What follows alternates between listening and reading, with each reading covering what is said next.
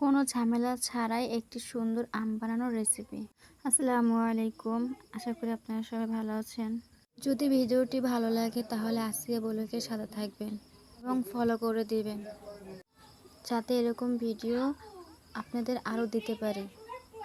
রেসিপিটি হলো আমের মোরব্বা। খুব সহজেই বানানো যায়, আপনারা দেখতেই পারবেন। আমটা ছিলে এখন আমি পানি বেঁধে রেখে ধুয়ে নিচে দেখতে পাচ্ছেন আপনারা। আধা ঘন্টা কি 1 ঘন্টা আপনারা পানিতে ভালো করে ভিজিয়ে রাখবেন। তারপরে যেরকম উঠিয়ে নিয়ে মাঝখান থেকে ফালা করে কাটবেন।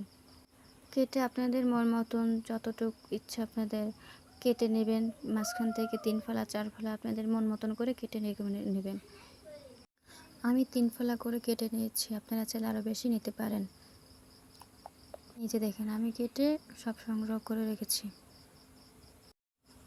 কাঁটা চামচ দিয়ে এপিট ওপিট করে সুন্দর করে কেচবেন। দেখতেই পারতেছেন সেগুলো আপনারা খুব সুন্দর করে কেচতে হবে, যাতে করে ভালো করে লবণটা ভিতরে ঢোকে। আমার এই সম্পূর্ণ কাজটি করা শেষ। আমি এটা ভালো করে মেখে লবণ দিয়ে একটা হাঁড়িতে সুন্দর করে ঢেকে সারা রাত্র রেখে দিয়েছিলাম। রাখার পরে এই সকালবেলা হাঁড়ি থেকে 1 পিস আম নিয়ে ভালো করে চিপে চিপে পানি বের করে দিবেন, যাতে করে লবণ কষ টকটা এরকম ভালো করে চিপিয়ে ধুয়ে নিলে সেগুলো বের হয়ে যাবে সুন্দর করে। দেখছি আমার ধোয়াটা হয়ে গেছে। এখন আবার পরিষ্কার পানি করে নিয়ে আবার আমি ধোবো। এরকম আপনারা 2-3 বার করে সুন্দর করে পরিষ্কার পানি করে এরকম চিপিয়ে চিপিয়ে ধুবেন। দেখবেন টকটা বের হয়ে যাবে আর স্বাদটা অন্যরকম লাগবে আমের। এই ভালো করে ছেনিতে মেলে নিয়ে রোদ্রে শুকা দেবেন 4 থেকে 5 ঘন্টা। আমটা একটু তারপর তেলে ভেজে নেবেন। আমারটা একটু বেশি হয়ে গেছে, আপনার চাইলে একটু হালকা করতে পারেন বা গাঢ় করতে পারেন, সেটা আপনাদের ইচ্ছা। আমরা শিরা বানাতে চলে যাব।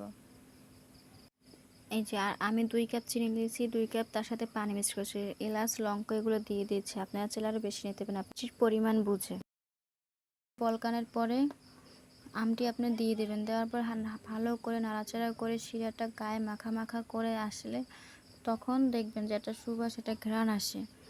আমি তার পাশাপাশি একটু ঘি দিয়ে দিয়েছিলাম, যাতে স্বাদটা একটু বেশি আসে। আপনারাও চাইলে দিতে পারেন। এই যে দেখেন আমার কালারটা কত সুন্দর আসছে, হালকা হালকা শিরা আছে। পরে আমি উঠিয়ে নিচ্ছি। এই যে আমার ফাইনাল লুক দেখছেন কত সুন্দর লাগতেছে।